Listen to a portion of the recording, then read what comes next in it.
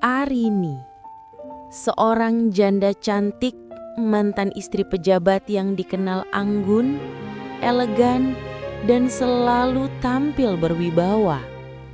Dari luar, hidupnya terlihat sempurna. Tapi siapa sangka, di balik rumah besar yang sunyi, ia menyimpan kesepian yang dalam. Malam-malamnya sepi, hatinya kosong, dan kadang ia sendiri pun tak tahu apa yang sebenarnya ia rindukan. Hingga hadir Raka, anak tetangga yang jauh lebih muda darinya. Usianya baru 27 tahun, wajah tampan dengan senyum polos, tapi sorot matanya menyimpan keberanian yang sulit diabaikan. Awalnya hanya sapaan biasa, lalu obrolan ringan di teras rumah. Tapi semakin sering mereka bertemu, semakin sulit bagi Arini menepis getaran aneh yang tumbuh dalam dirinya. Tatapan Raka terlalu dalam, senyumnya terlalu hangat, dan ketika tangan mereka tak sengaja bersentuhan, ada sesuatu yang membuat napas Arini tercekat, seolah waktu berhenti sejenak. Pertanyaannya, apakah Arini mampu menolak godaan seorang pemuda yang berani menggoda? Atau justru ia akan menyerah pada perasaan terlarang yang diam-diam membuatnya ketagihan? Halo sahabat Kisah Luna. Sebelum kita mulai kisah seru kali ini, jangan lupa tuliskan kota asal kalian di kolom komentar, subscribe, dan like video ini agar channel Kisah Luna semakin semangat menghadirkan cerita-cerita penuh makna untuk kalian. Arini duduk di depan meja rias kamarnya yang luas. Lampu kristal di langit-langit menyinari wajahnya yang cantik. Namun, sorot matanya tampak redup. Ia mengenakan gaun tidur satin berwarna biru muda. Sederhana, namun tetap memperlihatkan sisi anggun dari tubuhnya. Dari luar, siapapun akan berkata bahwa Arini adalah potret sempurna seorang wanita matang, cantik, mapan, dan berkelas. Namun hanya dirinya sendiri yang tahu betapa kosongnya hati itu terasa sejak perpisahan dengan mantan suaminya, seorang pejabat berpengaruh di kota itu. Di lemari, deretan pakaian elegan tergantung rapi. Sepatu-sepatu mahal berbaris tanpa celah. Semua benda itu adalah peninggalan kehidupan lamanya. Hidup yang penuh pesta, rapat, dan sorotan publik. Kini, setelah perceraiannya, benda-benda itu hanya jadi hiasan. Seakan mengingatkan bahwa masa lalu yang gemerlap sudah berakhir. Arini menarik napas panjang, menatap pantulan dirinya di cermin. Kau terlihat sempurna, tapi kosong, gumamnya lirih. Malam itu, seperti biasa, kesepian datang menyergap. Ia berjalan menuju balkon lantai 2 rumahnya. Dari sana terlihat halaman luas yang tenang, lampu taman menyala temaram, dan hujan tipis mulai turun, menimbulkan aroma tanah basah yang menenangkan. Arini bersandar pada pagar balkon, memeluk tubuhnya sendiri, seakan mencari kehangatan yang tak pernah datang. Tetapi malam itu berbeda. Dari arah rumah sebelah, terdengar suara motor berhenti. Arini menoleh. Di balik cahaya lampu jalan, ia melihat seorang pemuda sedang menurunkan jaket kulit hitamnya. Tubuhnya tegap, rambutnya masih basah oleh gerimis. Wajahnya tampan dengan sorot mata yang penuh percaya diri. Arini mengenalnya, Raka, anak tetangga yang baru pulang dari perantauan setelah menamatkan kuliahnya. Arini sebenarnya sudah sering melihat Raka sejak kecil. Namun kini ia bukan lagi anak kecil. Ada aura baru pada dirinya. kedewasaan bercampur keberanian. Sesuatu yang membuat Arini sulit mengalihkan pandangan. Ia cepat-cepat menghela napas, lalu masuk kembali ke kamar, mencoba menenangkan diri. Dia hanya tetangga, hanya anak tetangga. Batinnya seakan menegur dirinya sendiri. Keesokan harinya, saat matahari pagi menembus jendela besar ruang tamunya, Arini duduk sambil menikmati kopi. Ia sedang membuka laptop, mengecek beberapa dokumen yayasan sosial yang kini ia kelola. Pekerjaan itu menjaga dirinya tetap sibuk, meski tak sepenuhnya mampu mengusir sepi. Tiba-tiba terdengar suara bel pintu. Arini bangkit, membuka pintu, dan mendapati sosok Raka berdiri di sana. Ia mengenakan kaos putih polos dan celana jeans biru. Penampilannya sederhana, tapi justru membuatnya tampak segar. Senyumnya hangat, seolah membawa cahaya pagi bersamanya. "Pagi Bu Arini," sapa Raka sopan. "Pagi Raka, ada apa?" tanya Arini, berusaha terdengar biasa. "Saya lihat kemarin sore lampu taman ibu sempat mati. Kalau mau, saya bisa bantu memperbaiki kabelnya. Kebetulan saya cukup paham soal itu," jawabnya ringan. Arini terdiam sejenak. Ada rasa hangat menjalar di dadanya mendengar perhatian kecil itu. "Ah, terima kasih. Tapi sebenarnya saya sudah panggil teknisi." Raka tersenyum kecil. Matanya menatap Arini dengan cara yang sulit dijelaskan. Ada ketulusan, tapi juga keberanian samar yang membuat Arini sedikit gugup. "Kalau begitu, lain kali saja Bu. Kalau butuh bantuan apapun, jangan sungkan." Sejak pertemuan itu, interaksi mereka semakin sering terjadi. Kadang Raka membantu membawa belanjaan Arini, kadang mereka sekadar berbincang di halaman. Awalnya Arini menganggap semua itu wajar. Namun perlahan, ia mulai merasakan ada sesuatu yang berbeda. Tatapan Raka tidak sekadar tatapan biasa. Cara ia mendengarkan, cara ia menyenyumi, bahkan cara ia memanggil namanya, semuanya menyimpan makna yang lebih dalam. Suatu sore, Arini duduk di teras rumahnya, menikmati senja. Raka datang membawa sekeranjang mangga dari pohon di halaman rumahnya. "Mangga ini manis, Bu. Saya pikir Ibu pasti suka," ucapnya. Arini menerima buah itu lalu menatap Raka. "Terima kasih.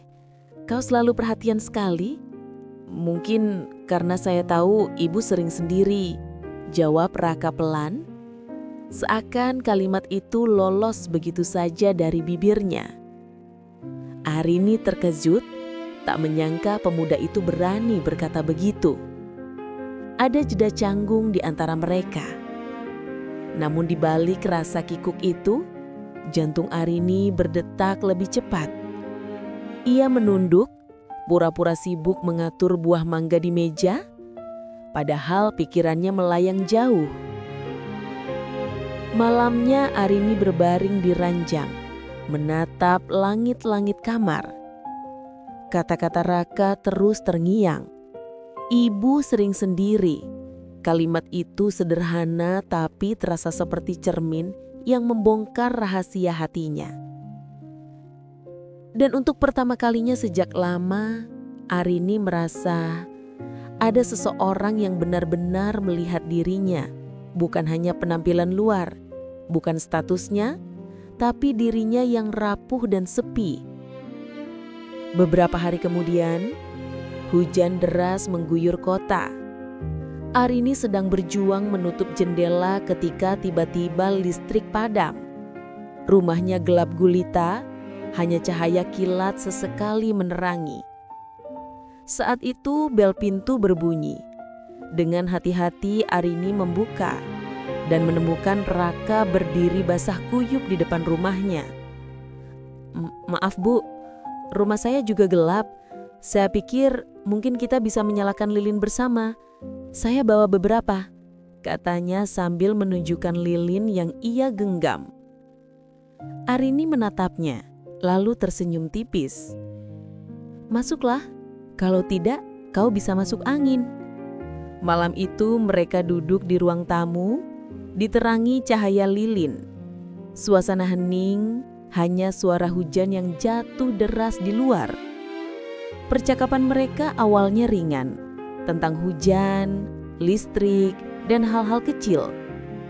Namun semakin lama topik itu bergeser pada hal-hal pribadi, tentang hidup, tentang kehilangan, tentang sepi. Tatapan mereka sering bertemu, lalu terdiam, lalu saling menghindar. Namun keheningan itu justru terasa begitu dekat.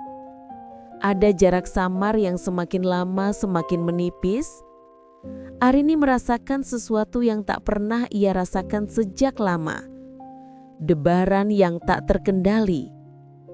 Ia tahu situasi ini berbahaya, tapi entah mengapa ia tak ingin mengakhirinya. Dan malam itu, untuk pertama kalinya ia menyadari Raka bukan lagi sekedar anak tetangga. Ia adalah godaan nyata yang bisa saja mengubah seluruh hidupnya. Sejak malam hujan itu, ada sesuatu yang berubah dalam diri Arini. Meski ia mencoba menepis, percakapan bersama Raka dalam cahaya lilin meninggalkan jejak yang sulit dihapus. Setiap kali ia mengingat bagaimana tatapan mata pemuda itu seolah menyelami hatinya, ada getaran aneh yang kembali menyeruak. Getaran yang seharusnya tidak ia rasakan pada seorang anak tetangga, tapi kini seolah menjadi rahasia yang menempel erat di dadanya. Keesokan paginya, Arini mencoba kembali ke rutinitas. Ia menyiapkan sarapan sederhana, menyalakan musik klasik pelan, dan membuka jendela besar ruang tamunya agar cahaya matahari masuk. Namun, bahkan sinar pagi yang hangat pun tak mampu mengusir bayangan malam sebelumnya. Ia tersenyum sendiri ketika mengingat ekspresi Raka saat lilin berkedip-kedip, lalu kilatan petir membuat wajah tampannya tampak semakin jelas. Arini menggeleng, mencoba menyadarkan diri. Arini, kau harus waras, dia hanya pemuda sebelah rumah, jangan berlebihan, katanya pada diri sendiri. Tetapi semakin ia berusaha menolak, semakin kuat bayangan itu melekat. Siang harinya, Arini menerima kunjungan dari beberapa rekan yayasan. Mereka membicarakan program bantuan pendidikan di desa sekitar. Arini mendengarkan dengan seksama, mencoba fokus pada diskusi. Namun, di sela-sela obrolan, ia sempat menoleh ke arah halaman rumah tetangga. Dari jendela terlihat Raka sedang mencuci mobil dengan kaos tipis yang menempel pada tubuhnya karena keringat. Seketika Arini merasa wajahnya panas. Ia buru-buru menutup tirai, khawatir rekan-rekannya menyadari kemana arah tatapannya tadi. Dalam hatinya ia merasa geli sekaligus malu. Apa-apaan ini? Aku bahkan bukan remaja lagi, gumamnya lirih. Setelah rapat selesai, Arini duduk di ruang tamu sambil menyuruput teh hangat. Suara ketukan di pintu membuatnya terlonjak. Saat dibuka, tentu saja Raka berdiri di sana dengan senyum khasnya. Maaf Bu, mengganggu. Tadi saya lihat ada tanaman di taman ibu yang mulai layu. Kalau mau, saya bisa bantu siram setiap pagi. Kebetulan saya juga sering olahraga pagi di halaman. Arini terpaku. Tawaran itu sederhana, bahkan mungkin terlalu biasa. Tapi nada suara Raka terdengar seakan lebih dari sekadar menawarkan bantuan. Tatapannya terlalu dalam, senyumnya terlalu tulus. Tidak usah repot-repot Raka, saya bisa melakukannya sendiri. Jawab Arini dengan senyum kaku. Raka hanya mengangguk, tapi sebelum berpaling ia berkata pelan. Kalau begitu, setidaknya biarkan saya menemani ibu minum teh sore suatu hari nanti.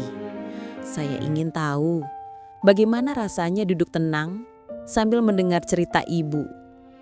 Kata-kata itu membuat dada Arini bergetar. Ia berusaha tetap tenang. Kau ini, bicaramu selalu seperti orang tua, padahal kau masih muda. Katanya berusaha mencairkan suasana. Tapi justru itu, Bu. Kadang yang muda butuh belajar dari yang lebih berpengalaman. Dan saya rasa ibu punya banyak cerita yang menarik. Balas Raka sambil tersenyum penuh arti. Setelah pemuda itu pergi, Arini duduk kembali. Tapi kini pikirannya semakin kacau. Kata-kata Raka seolah membawa maksud ganda. Apakah ia hanya sopan? Atau memang ada sesuatu yang lebih? Hari-hari berikutnya, kedekatan itu semakin nyata. Raka sering membantu Arini tanpa diminta. Mengganti bola lampu yang mati, membawakan kantong belanjaan, atau sekadar menanyakan kabar. Setiap perhatian kecil itu membuat Arini merasakan hangat yang sudah lama hilang dari hidupnya. Namun di sisi lain, ia juga mulai takut. Takut pada dirinya sendiri, pada perasaan yang tumbuh tanpa izin. Suatu sore, Arini sedang membaca buku di ruang tamu. Suara ketukan pintu kembali terdengar. Saat dibuka, Raka berdiri sambil membawa gitar di tangannya. Saya baru selesai latihan, bolehkah saya main satu lagu di sini? Saya ingin tahu, apakah suara saya cukup enak didengar? Katanya. Arini terdiam sejenak, lalu mengangguk. Masuklah. Raka duduk di kursi, menyalakan gitar lalu mulai memetik senar. Suara gitar mengisi ruangan, lembut dan tenang. Raka menyanyikan lagu sederhana tentang hujan dan kerinduan. Arini mendengarkan dalam diam, namun hatinya terasa bergetar. Kata-kata dalam lagu itu seakan menggambarkan isi hatinya sendiri.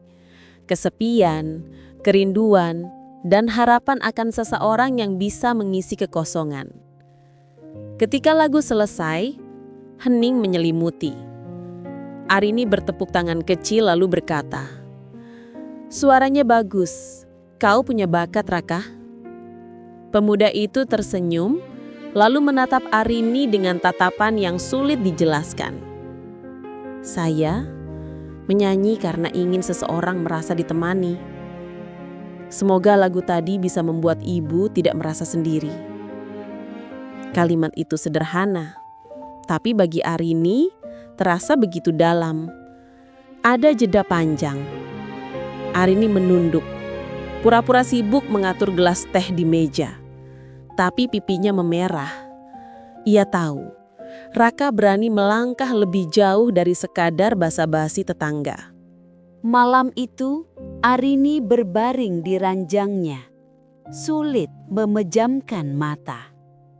Kata-kata Raka, tatapan matanya, suara gitarnya, semuanya terbayang berulang-ulang. Ia menekan bantal ke wajahnya, mencoba mengusir bayangan itu. "Tidak boleh, Arini. Ini salah. Kau lebih tua. Kau janda mantan pejabat. Kau harus menjaga martabatmu," gumamnya dalam hati. Tapi semakin ia mencoba menolak, semakin kuat bayangan itu menempel. Arini akhirnya bangkit, berjalan ke balkon, menatap bintang-bintang di langit malam. Angin berhembus pelan, membawa aroma bunga melati dari taman. Ia menarik napas panjang. Dalam diam, ia bertanya pada dirinya sendiri. Apakah mungkin ia benar-benar mulai jatuh hati pada pemuda tetangganya? Beberapa hari kemudian, sebuah kejadian semakin mempertegas ikatan yang mulai tumbuh di antara mereka. Arini sedang memarkir mobilnya di halaman ketika tiba-tiba ban mobilnya terjebak di tanah yang becek setelah hujan. Ia panik, mencoba menginjak pedal gas, tapi justru membuat roda semakin tenggelam. Tiba-tiba, Raka muncul. Dengan sigap, ia melepas sepatunya, lalu mendorong mobil dari belakang dengan tenaga penuh.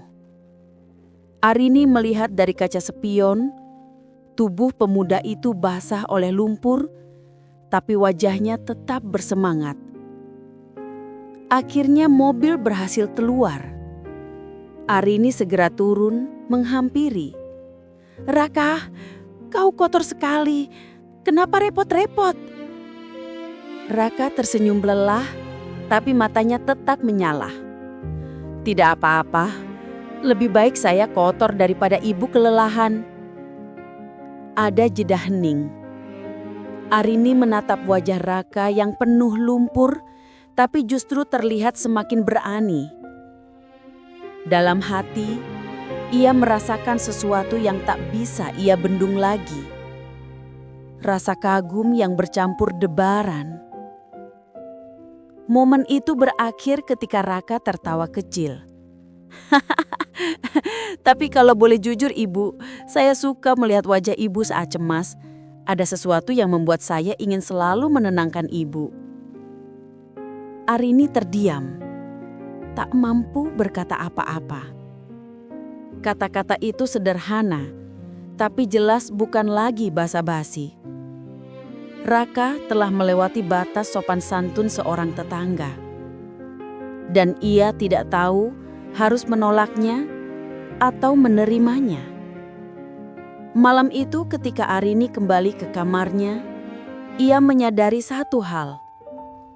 Kebersamaannya dengan Raka semakin sulit dihindari. Ada tarikan halus yang terus mendekatkan mereka, meski ia tahu jalan itu berbahaya. Dan tanpa ia sadari, hatinya perlahan mulai menyerah pada sesuatu yang seharusnya ia lawan. Hari-hari setelah insiden ban mobil itu berjalan dengan aneh bagi Arini. Setiap kali ia membuka pintu rumah, ia selalu merasa ada tatapan yang mengikutinya. Tatapan yang tak asing. Tatapan dari pemuda di rumah sebelah yang semakin berani menembus dinding pertahanan hatinya. Arini mencoba kembali sibuk dengan kegiatan yayasan. Ia mengunjungi sekolah desa, membagikan buku untuk anak-anak, dan menghadiri rapat dengan tokoh masyarakat. Semua aktivitas itu biasanya cukup membuatnya lupa sejenak pada kesepian. Tapi sekarang, bahkan di tengah keramaian sekalipun, bayangan wajah Raka selalu muncul.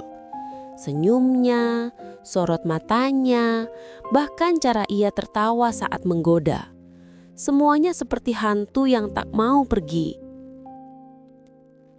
Malam hari saat ia berbaring di tempat tidur, ingatan akan ucapan Raka selalu terngiang. "Saya suka melihat wajah ibu saat cemas. Ada sesuatu yang membuat saya ingin menenangkan ibu."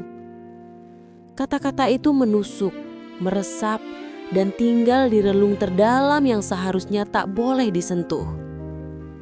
Suatu sore, Arini duduk di taman belakang rumah sambil membaca. Angin sore berhembus lembut, menggerakkan helai rambutnya. Ia sengaja memilih tempat itu agar tenang, jauh dari tatapan orang. Namun suara langkah kaki dari arah pagar samping membuatnya menoleh. Raka berdiri di sana, masih dengan senyum hangat yang seolah sudah menjadi bagian dari dirinya. "Maaf Bu, saya tadi baru pulang dari lapangan bola. Tadi lihat Ibu duduk sendirian. Boleh saya temani sebentar?" Arini ingin menolak. Bibirnya sudah hampir mengucapkan kata tidak. Tapi ada sesuatu di matanya yang tak sanggup. "Silakan," katanya pelan. Raka duduk di kursi kayu di seberangnya. Mereka sempat diam, hanya suara burung sore yang terdengar. Hingga akhirnya Raka memecah hening. "Ibu sering terlihat kuat di depan orang-orang. Tapi saya bisa lihat, di balik senyum itu ada kesepian yang Ibu sembunyikan." Arini terhenyak, jantungnya berdetak cepat. Bagaimana mungkin pemuda yang jauh lebih muda darinya bisa membaca isi hatinya sejelas itu? "Raka, jangan bicara sembarangan. Kau masih terlalu muda untuk mengerti," jawabnya cepat, mencoba menutupi kegelisahannya. Terlalu muda? Mungkin benar. Tapi justru karena muda, saya bisa melihat dengan jujur.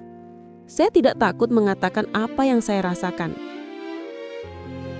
Arini menunduk, jari-jarinya meremas buku di pangkuan. Ia tidak tahu harus berkata apa. Beberapa hari kemudian, hujan deras mengguyur kota kecil mereka. Malam itu, listrik kembali padam. Arini berjalan ke dapur, menyalakan lilin, lalu duduk di ruang tamu. Hujan jatuh deras, menimbulkan suara seperti ribuan jari mengetuk atap. Tiba-tiba, pintu diketuk. Arini ragu sejenak, lalu membukanya. Di ambang pintu berdirilah Raka, basah kuyup, membawa jaket tebal di tangannya.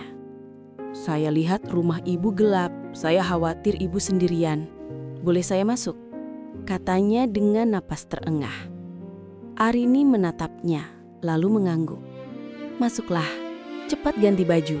Kau bisa sakit kalau terus basah begitu." Raka masuk, meletakkan jaket, lalu duduk. Suasana hening. Hanya suara hujan dan nyala lilin yang menemani mereka. Arini berusaha bersikap biasa. Ia menyeduh teh hangat dan meletakkannya di meja. "Minumlah." Raka mengangguk, lalu memandang Arini lama. Tatapan itu membuat Arini gelisah. "Kenapa menatap begitu?" tanyanya, mencoba terdengar tegas. "Karena saya tidak bisa mengalihkan pandangan," jawab Raka lirih. "Ada sesuatu pada diri Ibu yang membuat saya sulit menjauh." Arini tercekak. Kata-kata itu terlalu berani, terlalu jujur. Ia bangkit, berjalan ke jendela, berpura-pura melihat hujan. Tapi jantungnya berdebar kencang, hampir tak terkendali. Raka berdiri mendekat. Jarak mereka hanya tinggal beberapa langkah. Ia bisa merasakan kehangatan tubuhnya meski tak bersentuhan. Ia ingin berkata sesuatu, ingin menolak, tapi bibirnya keluh. "Mengapa kau terus melakukan ini, Raka? Kau tahu aku bukan wanita muda lagi. Aku janda, mantan istri pejabat, punya reputasi yang harus kujaga," kata Arini pelan, nyaris berbisik. Raka menjawab tanpa ragu. "Dan justru itu yang membuat saya kagum, Ibu. Ibu kuat, mandiri, tapi juga manusiawi. Saya tidak peduli masa lalu Ibu.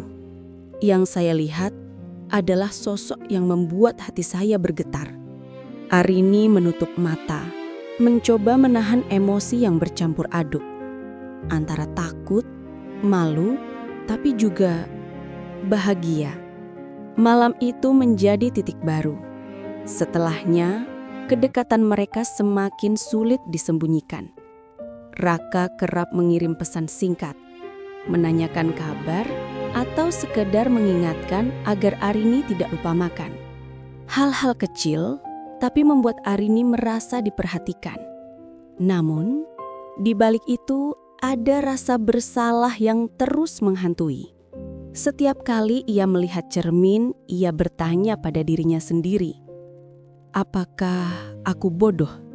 Apakah aku sedang melangkah ke jurang yang berbahaya? Tetapi semakin ia mencoba menjauh, semakin Raka mendekat. Suatu sore, Arini pulang dari yayasan dengan wajah lelah. Di depan rumah, ia melihat Raka sudah menunggu sambil membawa tas belanjaan. Saya tahu ibu pasti capek, jadi saya belikan buah dan sayur segar dari pasar, biar ibu tidak perlu repot, katanya sambil tersenyum. Arini terdiam lama, hatinya hangat, tapi juga panik. Perhatian seperti ini bisa membuatnya kehilangan kendali. Namun ia tidak punya kekuatan untuk menolak. "Terima kasih Raka," jawabnya akhirnya. Mereka lalu masuk ke dapur bersama, menata belanjaan. Tangan mereka beberapa kali hampir bersentuhan. Setiap kali itu terjadi, ada percikan kecil yang membuat Arini terdiam. Saat semua selesai, Raka menatap Arini. "Boleh saya jujur?" tanyanya. Arini menelan ludah. "Apalagi yang mau kau katakan?" Saya suka melihat ibu tersenyum. Tapi lebih dari itu, saya suka membuat ibu merasa tidak sendirian." Arini tercekak. Kata-kata itu sederhana, tapi terasa jauh lebih berbahaya daripada apapun yang pernah ia dengar. Malam itu Arini tidak bisa tidur. Ia berjalan mondar-mandir di kamarnya, memikirkan semua yang terjadi. Ia tahu ini salah. Ia tahu hubungannya dengan Raka tidak akan mudah diterima orang lain. Namun di lubuk hatinya yang paling dalam, ia juga tahu satu hal. Ia sudah terlalu jauh masuk. Hatinya sudah tak bisa kembali seperti semula. Sejak malam hujan deras itu, dunia Arini seperti berubah warna. Hal-hal kecil yang dulu ia anggap biasa, kini terasa berbeda. Senyum seseorang, percakapan singkat, atau sekadar langkah kaki di halaman rumah, semuanya seperti memiliki makna baru. Raka kini semakin sering hadir dalam hidupnya, bukan hanya sebagai tetangga, tetapi juga sebagai sosok yang selalu menemukan alasan untuk berada di dekatnya. Kadang ia membantu memperbaiki pagar yang berkarat, kadang membawakan buah segar dari pasar, atau sekadar duduk di teras sambil berbicara tentang hal-hal sepele.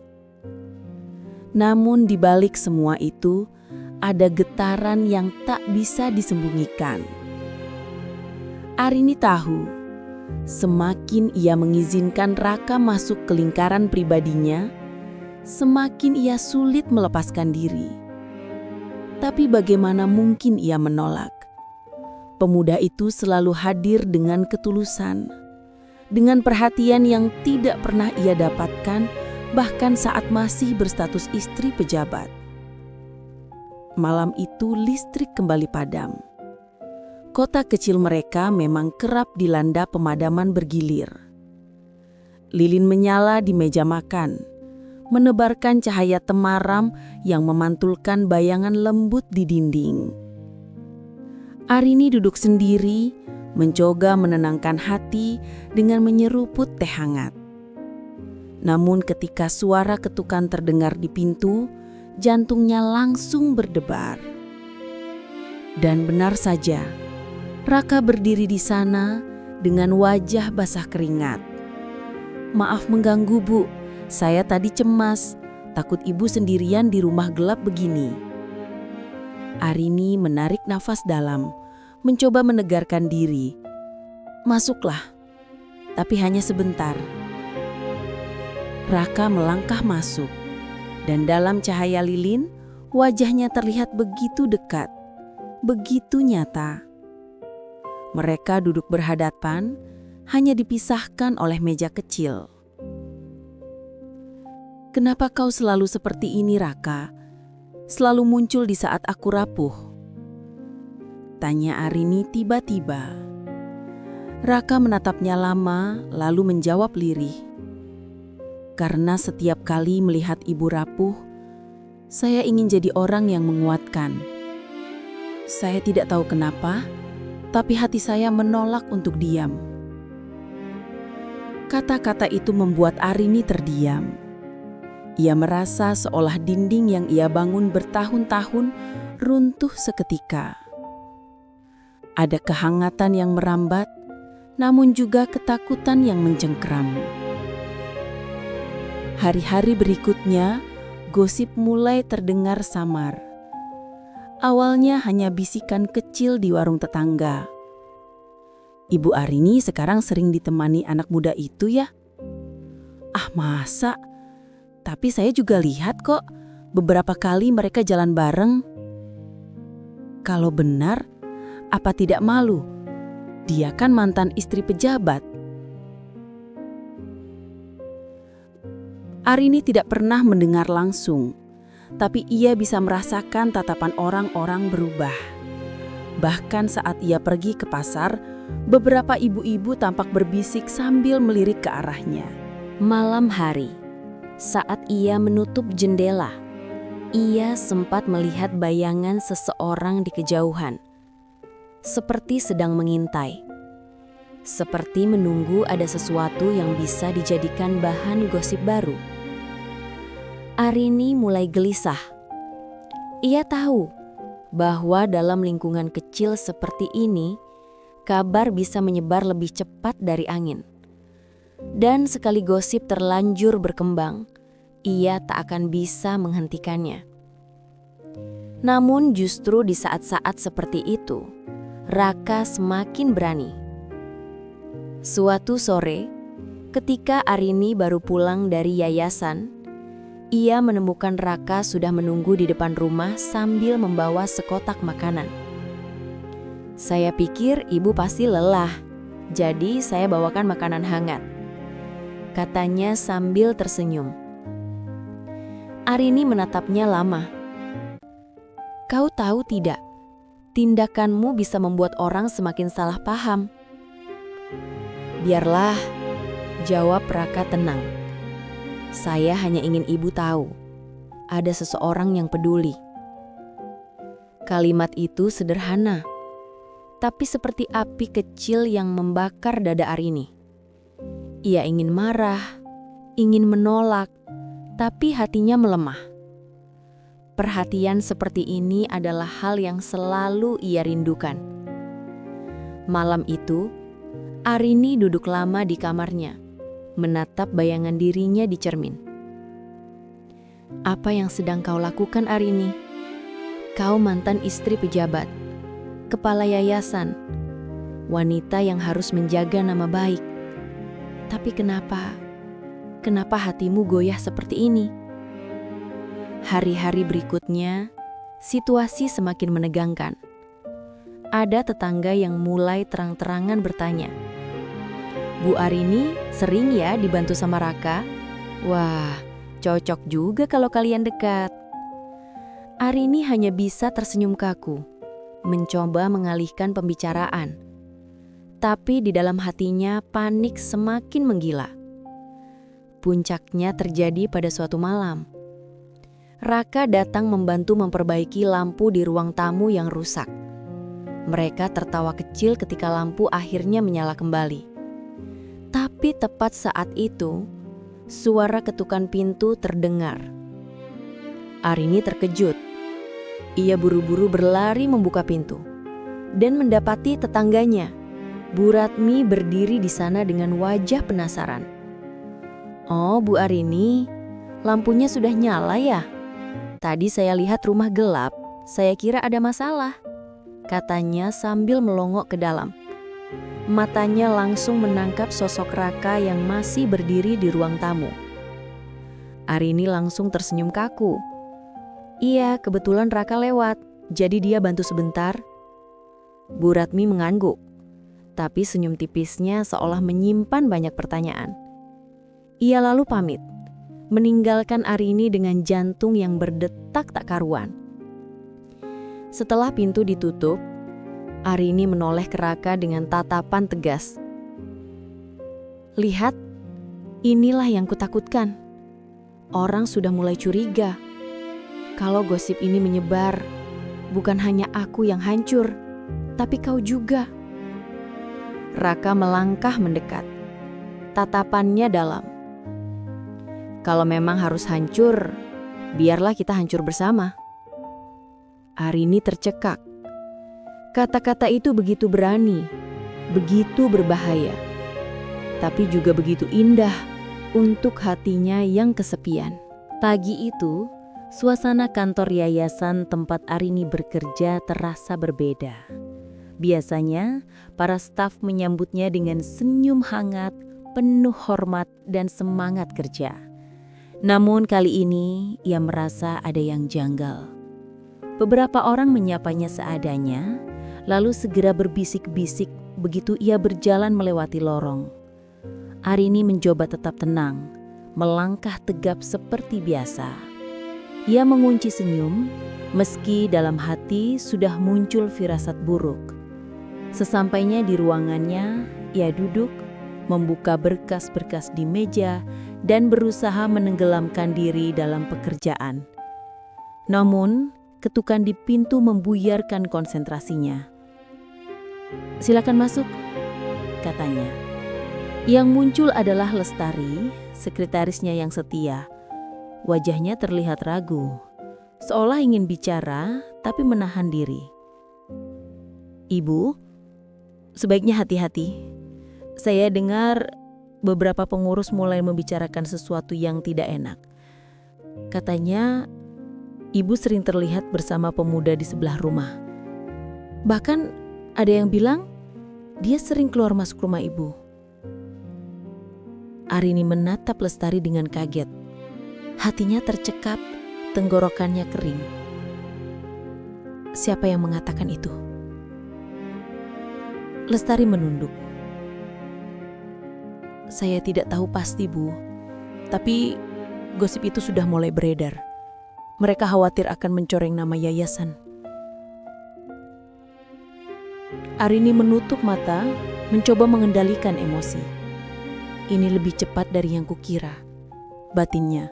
Gosip yang tadinya hanya berputar di sekitar tetangga, kini sudah merembes ke dalam lingkaran pekerjaannya.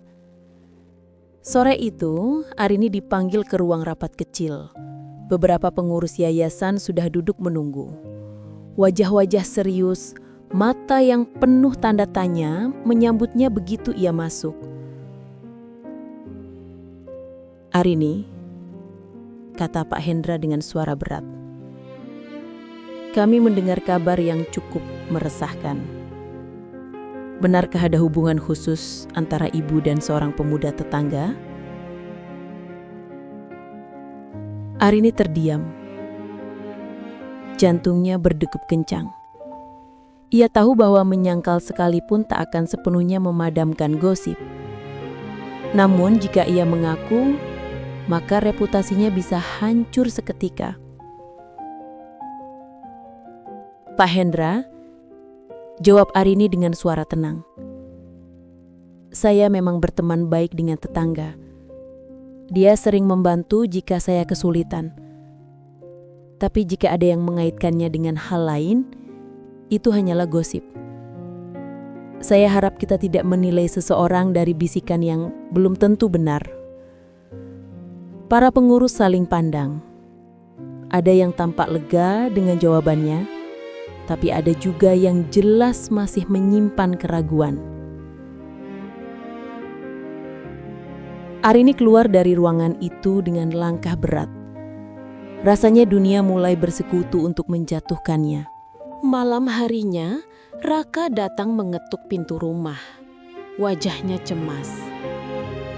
"Ibu, saya dengar ada yang mulai gosip soal kita.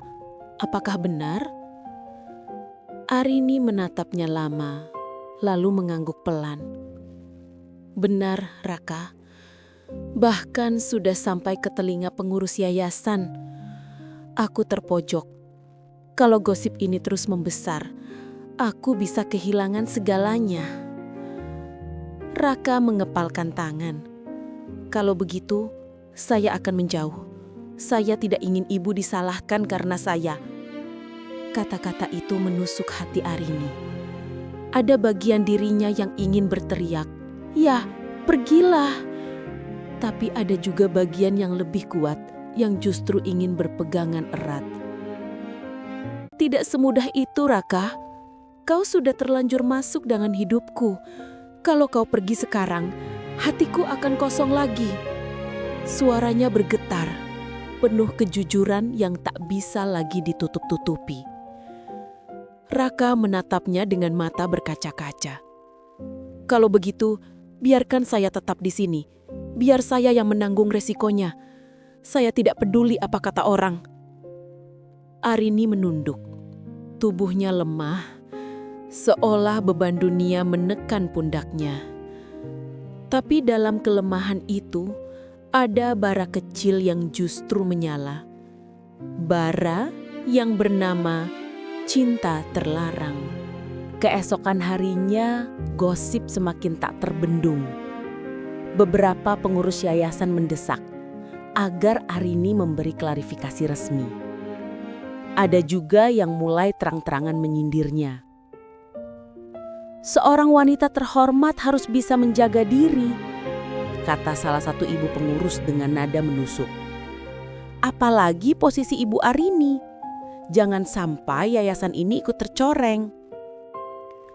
Arini menahan perih di hatinya. Ia tahu kata-kata itu ditujukan padanya. Tapi apa yang bisa ia lakukan? Ia tidak bisa menghapus perasaan yang sudah tumbuh. Sementara itu, Raka juga mulai menjadi bahan omongan. Teman-teman sebayanya menggoda, bahkan ada yang mencibir. Namun, Raka tetap tegar. "Biarlah mereka bicara. Aku tahu apa yang kurasakan," katanya pada dirinya sendiri. Malam itu, Arini tidak bisa tidur. Ia duduk di balkon, menatap langit gelap tanpa bintang. Angin malam membawa aroma lembab yang menusuk. Ia tahu ia harus mengambil keputusan. Jika terus begini, bukan hanya namanya yang hancur, tapi juga yayasan yang ia cintai. Namun, jika ia memutuskan untuk menjauh, ia harus siap kehilangan Raka, satu-satunya orang yang membuatnya merasa hidup kembali. Saat ia tenggelam dalam kebingungan, suara langkah terdengar di bawah. Raka berdiri di halaman menatap ke arahnya. "Ibu," panggilnya pelan. Arini terdiam, lalu turun menemuinya. Mereka berdiri berhadapan, hanya beberapa langkah terpisah. Hujan tipis mulai turun, membasahi tanah. "Aku takut, Raka. Aku takut kehilangan segalanya," kata Arini lirih. Raka mendekat, menatapnya dalam. "Kalau Ibi takut, peganglah tangan saya. Kita akan hadapi bersama." Arini menatapnya lama. Air mata menetes tanpa bisa ditahan. Ia tahu, apapun keputusannya malam ini, hidupnya tidak akan pernah sama lagi. Hari-hari setelah pertemuan rahasia itu terasa bagai berjalan di atas bara. Setiap langkah Arini semakin diawasi. Setiap gerak-geriknya seolah menjadi bahan tontonan. Tetangga yang dulunya ramah kini lebih sering melirik dengan tatapan sinis. Di pasar, bisik-bisik terdengar jelas, seolah menunggu ia lewat agar bahan pembicaraan mereka lengkap. Arini mencoba menutup telinga. Ia menundukkan kepala, menata langkah dengan anggun, seolah tidak mendengar apapun. Namun, Jauh di dalam dadanya, rasa perih itu menancap dalam. Mengapa cinta harus terasa seberat ini? Batinnya lirih. Sementara itu, Raka semakin sering merasa bersalah. Ia tahu kehadirannya telah membuat Arini berada dalam pusaran gosip yang tak terkendali. Tetapi ia juga sadar jika ia menjauh, Arini akan semakin kesepian. Itulah dilema yang menghantui mereka setiap hari. Suatu malam, saat Arini sedang duduk di ruang tamu, ponselnya berdering. Nama yang muncul membuat jantungnya seakan berhenti berdetak. Ibu mertua, orang tua dari mantan suaminya. Arini. Suara di ujung sana dingin, nyaris tanpa intonasi. Apa benar kabar yang kudengar bahwa kau dekat dengan seorang pemuda? Usiamu sudah lewat 35 tahun, tapi kau masih saja jadi bahan gosip kampung. Tidak malukah kau pada anak-anakmu, pada nama keluarga? Arini menelan ludah. Bu, jangan percaya gosip. Semua itu hanya omongan orang yang tidak tahu apa-apa. Tapi gosip itu sudah sampai ke telinga banyak orang penting. Bahkan mantan suamimu pun sudah mendengar. Kau tahu bagaimana dia? Dia tidak akan diam jika namanya ikut tercoreng. Ingat, meskipun kau sudah bercerai, kau tetap membawa nama keluarganya. Arini terdiam. Air matanya menetes tanpa ia sadari. Percakapan itu seperti cambuk yang menyayat hatinya. Ia menutup telepon dengan tangan gemetar. Keesokan harinya, sesuatu yang ia takutkan benar-benar terjadi. Sebuah mobil dinas berhenti di depan rumah. Dari dalamnya turun seorang pria berjas rapi dengan aura wibawa yang masih sama seperti dulu. Dialah Arman, mantan suami Arini, seorang pejabat daerah yang disegani. Raka yang kebetulan sedang membersihkan motor di halaman langsung tertegun. Ia menunduk memberi salam, namun tatapan Arman menusuk tajam, membuatnya kaku di tempat.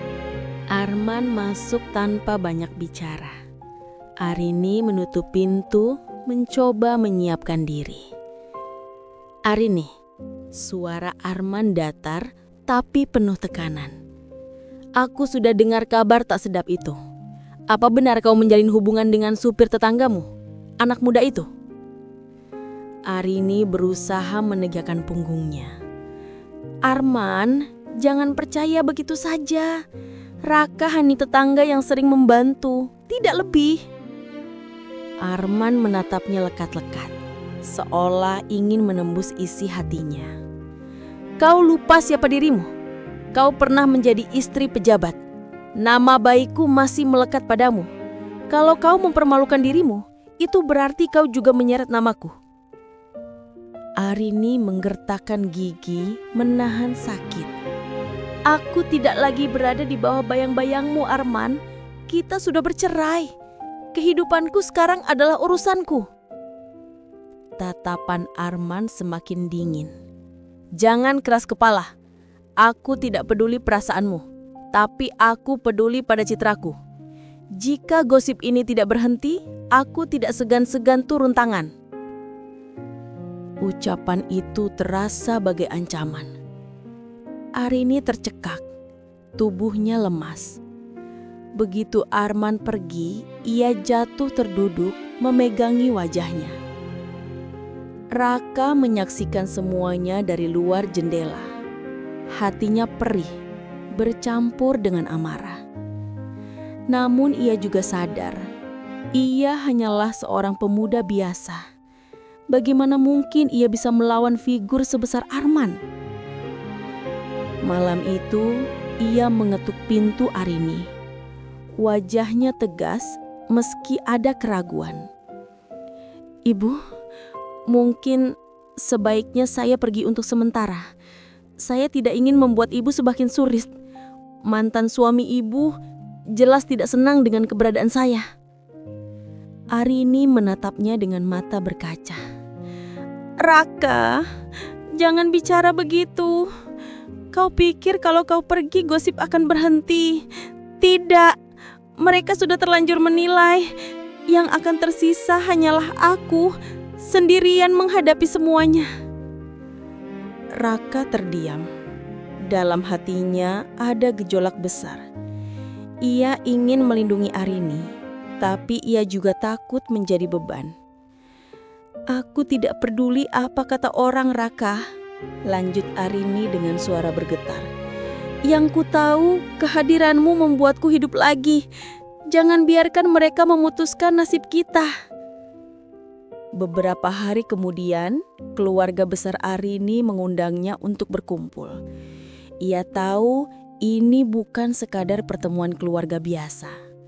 Begitu ia tiba, suasana sudah tegang. Kakaknya yang sulung membuka pembicaraan. Arini, apa benar kabar itu? Kau berhubungan dengan anak muda tetangga? Kau sadar tidak? Gosip ini sudah menyebar kemana-mana. Kau mempermalukan keluarga kita. Arini mencoba menjelaskan tapi selalu dipotong.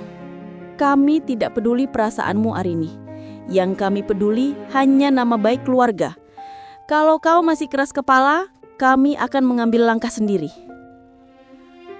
Langkah sendiri. Kata-kata itu menancap tajam. Arini tahu keluarganya bisa saja mengambil tindakan yang lebih keras. Memaksanya pindah, menjodohkannya, atau bahkan melibatkan hukum adat. Ia pulang dengan hati remuk. Di rumah, Arini duduk sendirian di ruang tamu. Lampu temaram, udara malam terasa dingin menusuk. Ia menatap foto anak-anaknya yang sedang sekolah di luar kota. Mereka belum tahu apa-apa. Tapi cepat atau lambat, gosip ini akan sampai ke telinga mereka juga. Air mata jatuh tanpa henti. Ia merasa terjebak di persimpangan tanpa jalan keluar. Raka datang, melihatnya menangis. Tanpa pikir panjang, ia duduk di samping Arini, meraih tangannya. Ibu, saya mungkin tidak punya harta, tidak punya nama besar. Tapi saya punya hati. Saya akan tetap di sini, meski dunia menentang. Percayalah. Arini menatapnya, terisak. Untuk pertama kalinya, ia membiarkan dirinya bersandar di bahu Raka. Ada kehangatan yang menenangkan meski di luar sana badai semakin besar. Beberapa hari kemudian, kabar mengejutkan datang. Salah satu teman dekat Arman memberitahu bahwa ia berencana mengurus Raka agar menjauh. Entah dengan cara apa, tapi ancaman itu nyata. Arini panik. Ia tidak ingin Raka celaka hanya karena dirinya. Malam itu, ia memanggil Raka. Kau harus berhati-hati. Arman tidak akan tinggal diam. Aku takut dia melakukan sesuatu padamu. Raka menatapnya tenang. Kalau itu terjadi, saya siap. Saya tidak akan mundur, Bu. Sekali saya memilih, saya akan bertahan sampai akhir. Arini tertegun. Ada keberanian di mata pemuda itu. Keberanian yang mungkin lebih besar daripada miliknya sendiri. Hujan turun deras malam itu, menimpa genting rumah Arini dengan suara berisik yang membuat suasana semakin muram. Arini duduk di dekat jendela, menatap keluar dengan tatapan kosong. Pikiran-pikirannya bercampur aduk. Bayangan ancaman Arman, tekanan dari keluarga, dan gosip yang kian liar berputar seperti badai tanpa henti. Raka yang baru saja pulang dari bengkel, bajunya basah kuyup, masuk dengan langkah berat. Wajahnya pucat, namun matanya penuh kegelisahan. Arini segera tahu ada sesuatu yang buruk terjadi. Raka, apa yang terjadi? Tanya Arini dengan suara bergetar. Raka menghela napas panjang, lalu duduk di kursi seberang. Tadi ada 2 orang mendatangiku di bengkel. Mereka tidak memperkenalkan diri, tapi jelas sekali mereka orang-orangnya Pak Arman. Mereka bilang aku harus menjauh dari ibu. Kalau tidak, mereka akan membuat hidupku hancur. Arini terperanjat, tangannya langsung menutup mulutnya. Ya Tuhan, mereka tidak hanya mengancamku, Bu. Lanjut Raka lirih. Mereka juga menyebut nama ibu. Mereka bilang kalau aku keras kepala, ibu juga tidak akan tenang. Seolah-olah mereka bisa melakukan apa saja. Arini merasakan dingin menjalar ke seluruh tubuhnya. Ia tahu Arman punya koneksi kuat. Segala ancaman itu bukan sekadar gertakan. Ia benar-benar bisa melakukannya. Raka, kau harus berhati-hati. Aku tidak bisa membiarkan mereka menyakitimu. Tapi kalau aku menjauh, Bu, apa itu akan menyelesaikan masalah? Gosip tidak akan berhenti. Nama ibu sudah terlanjur dibicarakan orang. Aku menjauh hanya akan membuat ibu semakin sendirian. Kata-kata Raka membuat Arini semakin tersudut. Ia tahu kebenaran itu pahit.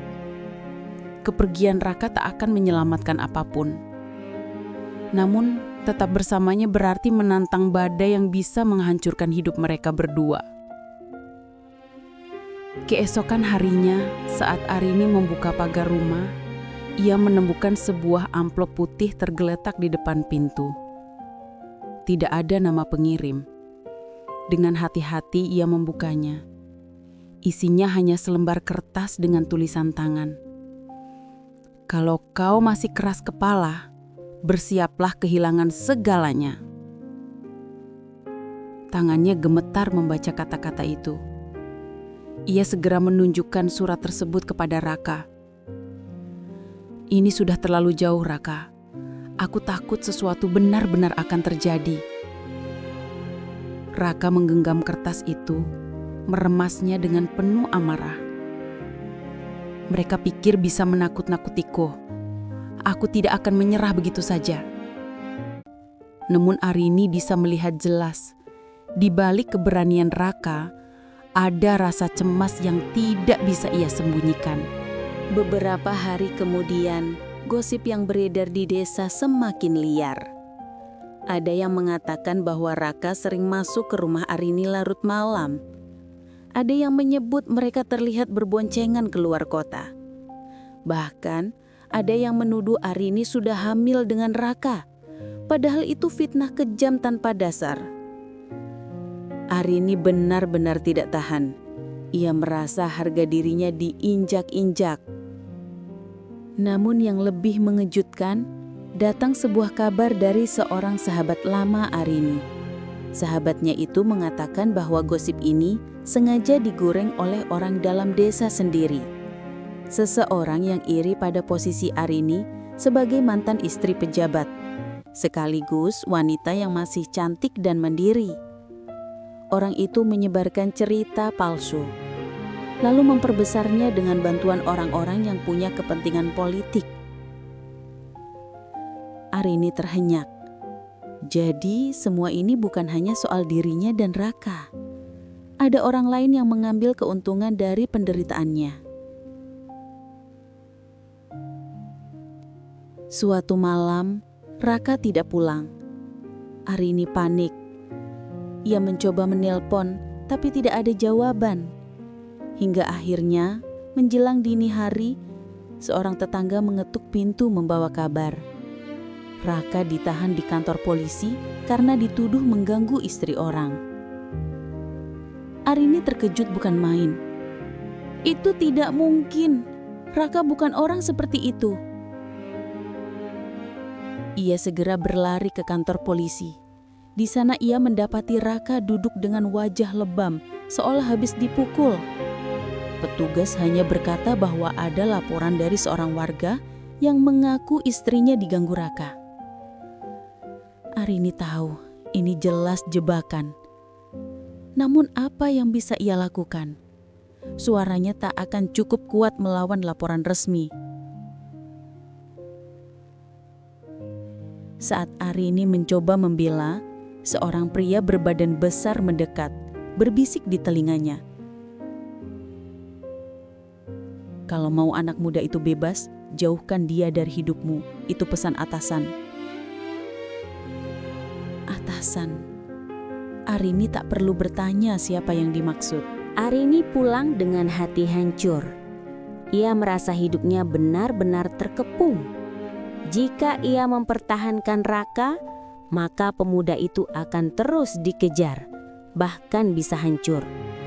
Jika ia melepaskannya, maka ia akan kehilangan satu-satunya cahaya yang membuatnya bertahan. Malam itu, ia menulis surat panjang untuk Raka, berisi kalimat yang membuat air matanya menetes. Raka, mungkin ini saatnya kita berhenti. Aku tidak ingin kau terluka karena aku. Cintaku padamu terlalu besar untuk membiarkanmu hancur. Maafkan aku. Namun sebelum surat itu sempat ia berikan, Raka sudah berdiri di depan pintu. Wajahnya masih penuh luka, tapi matanya menyala penuh tekad. "Bu, jangan lakukan itu," kata Raka sambil menatap surat yang masih di tangan Arini. Arini tercekak. "Raka, aku tidak ingin kau menderita. Semua ini terlalu berbahaya untukmu." Raka menggenggam tangannya erat. "Kalau saya harus menderita, biarlah, asal saya tetap bisa berada di sisi ibu. Hidup saya tidak berarti tanpa ibu. Jangan suruh saya pergi, karena itu lebih menyakitkan daripada pukulan manapun." Air mata Arini mengalir deras. Ia tidak tahu lagi harus berkata apa. Di satu sisi, kata-kata Raka membuat hatinya luluh. Di sisi lain, ancaman nyata di luar sana membuatnya ketakutan setengah mati. Beberapa hari kemudian, Arini mendapat kabar mengejutkan dari seorang teman yang bekerja di pemerintahan.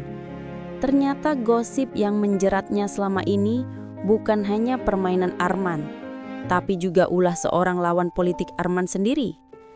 Orang itu sengaja memperbesar isu hubungan Arini dan Raka untuk menjatuhkan reputasi Arman di mata publik. Angin berhembus kencang malam itu, membuat dedaunan berdesir di halaman rumah Arini. Suasana terasa begitu tegang, seolah seluruh kota kecil itu ikut menahan nafas, menunggu badai yang akan pecah. Arini duduk di ruang tamu dengan wajah pucat. Di tangannya, sebuah surat kabar lokal yang baru terbit sore tadi. Judul besarnya membuat jantungnya nyaris berhenti. Skandal asmara mantan istri pejabat dengan pemuda desa. Harga diri atau kehancuran. Di bawahnya tertera foto samar. Ia dan Raka sedang berjalan berdua di pasar minggu lalu. Dari sudut pandang kamera tersembunyi, sorot mata mereka tampak begitu dekat, begitu intim. Arini menutup wajahnya dengan tangan. Habis sudah, semua habis. Tiba-tiba, suara ketukan keras menggema dari pintu depan. Arini terlonjak. Raka yang baru datang dari bengkel segera berdiri, wajahnya waspada. Saat pintu dibuka, tampak beberapa orang berdiri di sana. 2 di antaranya wartawan lokal membawa kamera. Sisanya, warga desa yang wajahnya penuh amarah. "Bu Arini, apa benar hubungan ibu dengan pemuda ini?" teriak seorang wartawan. "Jelaskan kepada kami, jangan sembunyi. Apa pantas seorang mantan pejabat punya kelakuan seperti ini?" Arini mundur dengan wajah pucat. Raka segera menutup pintu dengan keras, lalu memutar kuncinya. "Ini sudah gila," gumamnya. "Mereka tidak hanya menyebarkan gosip, mereka datang langsung." Arini menatap Raka dengan mata penuh ketakutan. "Kita harus pergi, malam ini juga. Kalau tidak, mereka tidak akan berhenti sampai kita hancur." Dengan tergesa, mereka mengemasi beberapa barang. Arini membawa dokumen penting dan pakaian secukupnya. Raka mengambil motornya lalu mereka berangkat menembus malam. Namun di sepanjang jalan desa, tatapan sinis warga mengikuti mereka. Ada yang berbisik, ada yang mencibir, bahkan ada yang sengaja meludah ke tanah ketika mereka lewat.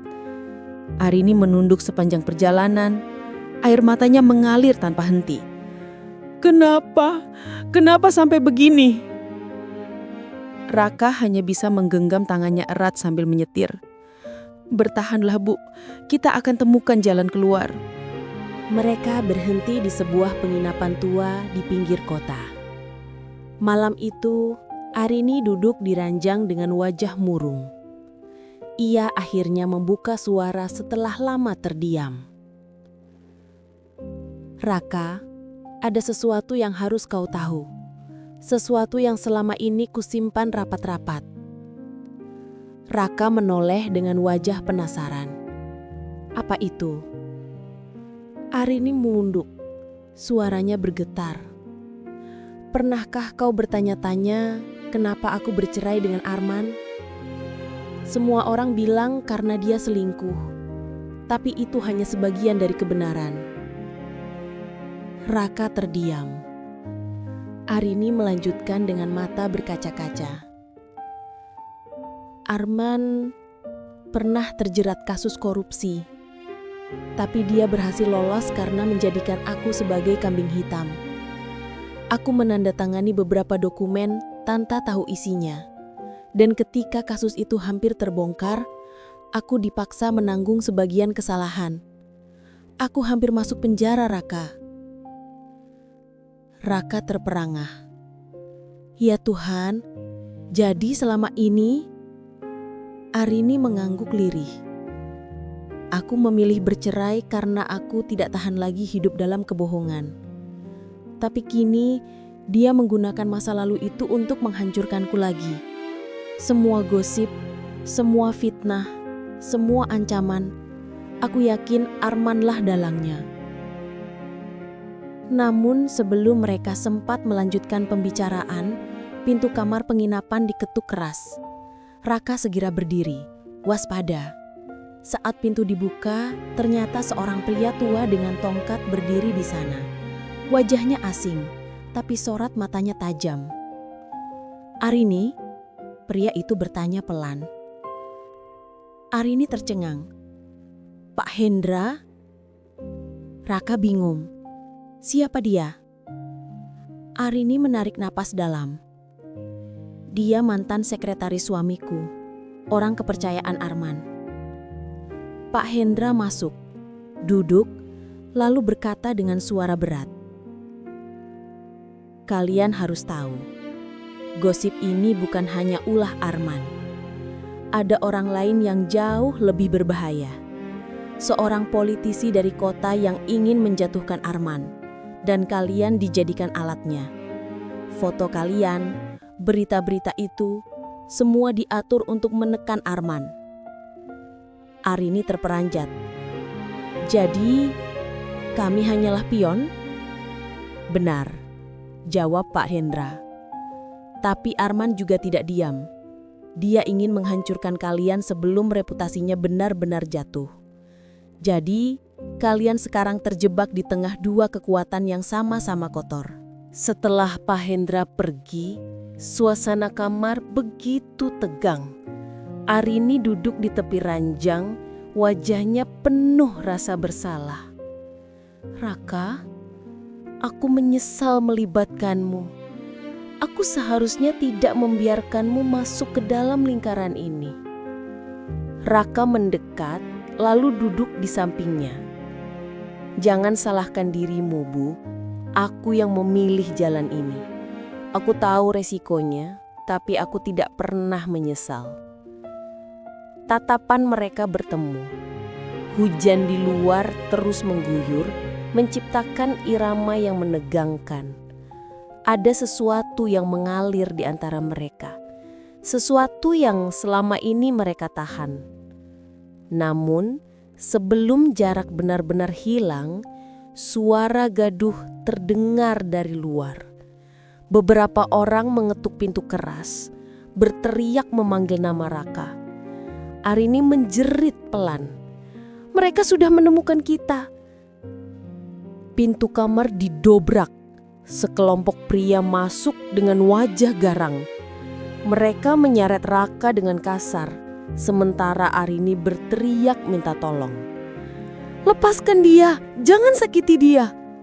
Namun, salah satu pria menampar Arini hingga ia terjatuh ke lantai. Raka melawan sekuat tenaga, tapi jumlah mereka terlalu banyak. Dalam keributan itu, sebuah pisau terhunus.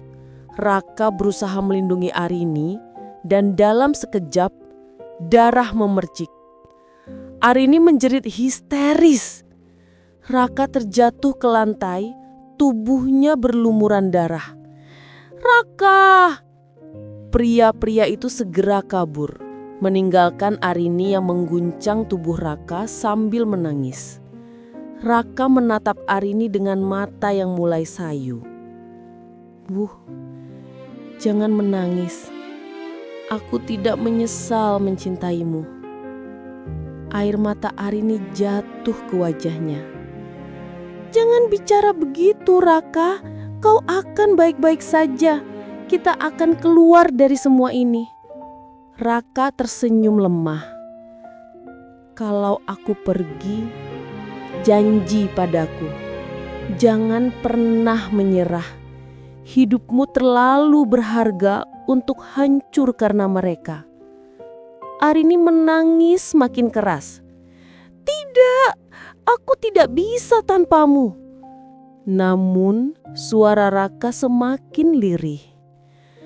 "Kau bisa, karena kau lebih kuat dari yang kau kira." Dan dengan kalimat itu, matanya perlahan terpejam. Beberapa hari kemudian, berita besar mengguncang kota. Raka ditemukan tewas di penginapan misterius. Namun, di sisi lain, sebuah dokumen rahasia bocor ke media nasional.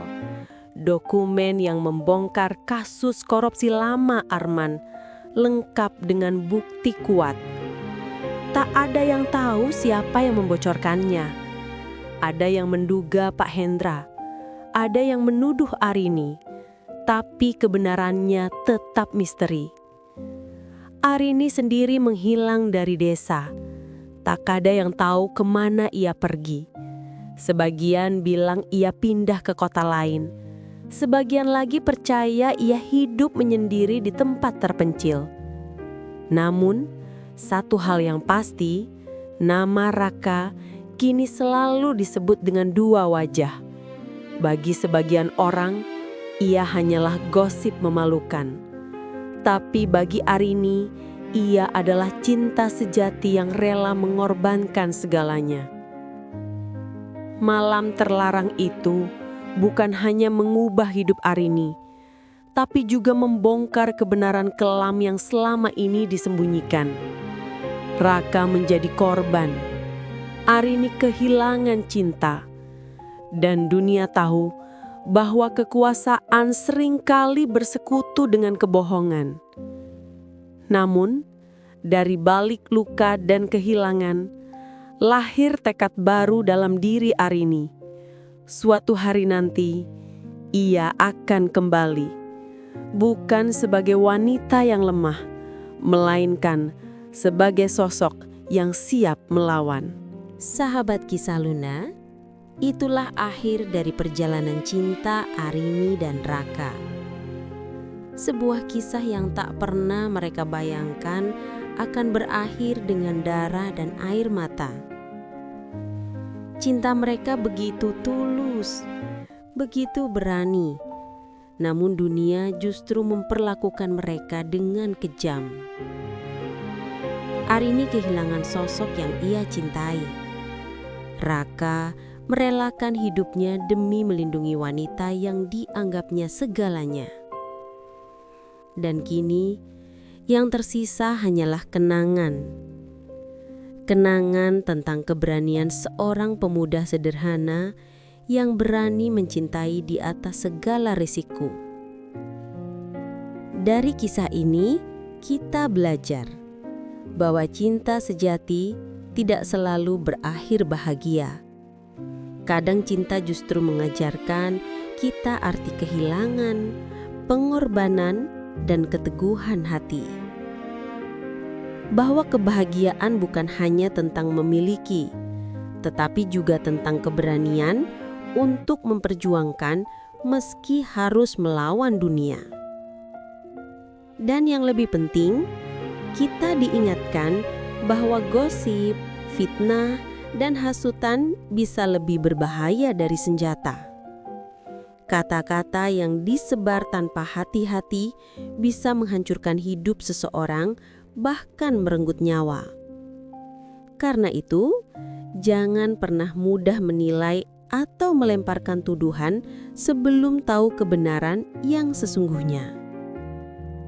Sahabat kisah Luna, selalu ingat, cinta sejati mungkin tak selalu berakhir indah, tapi ia meninggalkan jejak yang abadi. Sama seperti Arini yang kehilangan, tapi juga menemukan arti baru dari hidupnya. Keberanian untuk tetap berdiri, meski dunia runtuh di hadapannya. Terima kasih sudah menonton kisah ini sampai akhir. Jangan lupa tulis kota asal kalian di kolom komentar, subscribe, dan like video ini agar Kisah Luna bisa terus berbagi cerita yang menggetarkan hati. Sampai jumpa di kisah berikutnya. Semoga cinta dan kebaikan selalu menyertai langkah kita.